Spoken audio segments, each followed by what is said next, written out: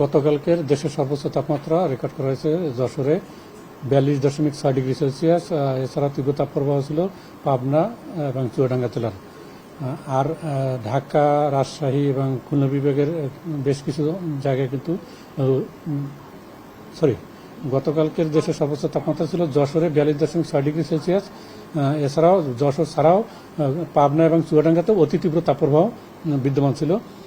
আর ঢাকা, রাজশাহী এবং খুলনা বিভাগের বেশ কিছু জায়গায় কিন্তু তীব্র তাপপ্রবাহ বিরাজমান ছিল। এই যে তাপপ্রবাহের যে এই যে একটা অস্বস্তিকর অবস্থা, এই অবস্থাটা আরও বেশ কিছুদিন থাকার সম্ভাবনা রয়েছে।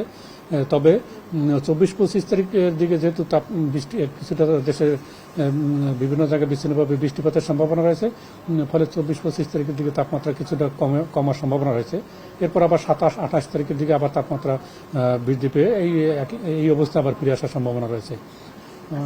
আর যদি আমি 24 ঘন্টার পূর্বাভাসে বলে থাকি, সেক্ষেত্রে আগামীকাল আজকের দেশের তাপমাত্রা সারা দেশে মোটামুটি একই রকমই থাকার সম্ভাবনা রয়েছে। তবে রংপুর বিভাগে যেহেতু গতকালকের তাপমাত্রা কম ছিল, ফলে রংপুর বিভাগে আজকের তাপমাত্রা 1 থেকে 2 ডিগ্রি বৃদ্ধি পাওয়ার সম্ভাবনা রয়েছে। আসলে যে আমরা যে সর্বোচ্চ তাপমাত্রাটাকে কিন্তু তাপপ্রবাহ হিসেবে ধরি, তো সর্বোচ্চ তাপমাত্রা আমরা গতকালকে যেটা ছিল সেটা কিন্তু স্বাভাবিকের চেয়ে 1 থেকে 2 ডিগ্রি সেলসিয়াস বেশি ছিল।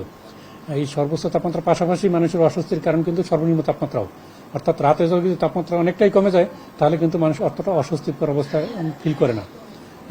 কিন্তু দেখা গেছে যে রাতের তাপমাত্রাও আমাদের স্বাভাবিকের চেয়ে 4 থেকে 5 ডিগ্রি পরিমাণ বেশি আছে এবং কোথাও কোথাও 30 ডিগ্রি কাছাকাছি, অর্থাৎ সেটা কিন্তু একটা বড় ধরনের একটা তাপমাত্রা, যেটা রাতের তাপমাত্রা। এই রাতের তাপমাত্রা বেশি থাকার কারণে পাশাপাশি জলীয়বাষ্প পরিমাণ বেশি থাকার কারণে কিন্তু এই অস্বস্তির ভাবটা আরও বৃদ্ধি পেয়েছে। যেমন আজকে সকাল 6টায় ঢাকায় যে জলীয়বাষ্প ছিল 86%।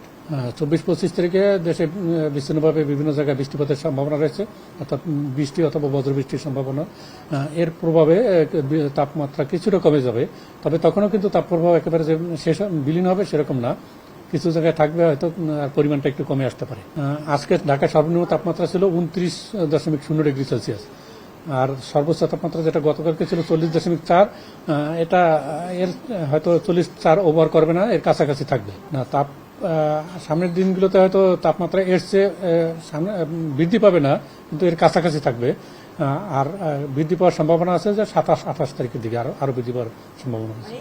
এখান থেকে হয়তো কিছুটা কমে যেতে পারে 2-1 জায়গায়, কিন্তু এখান থেকে আর সামনের দিকে বেশি আর বৃদ্ধি পাওয়ার সম্ভাবনা কম সামনে কয়েকদিনে।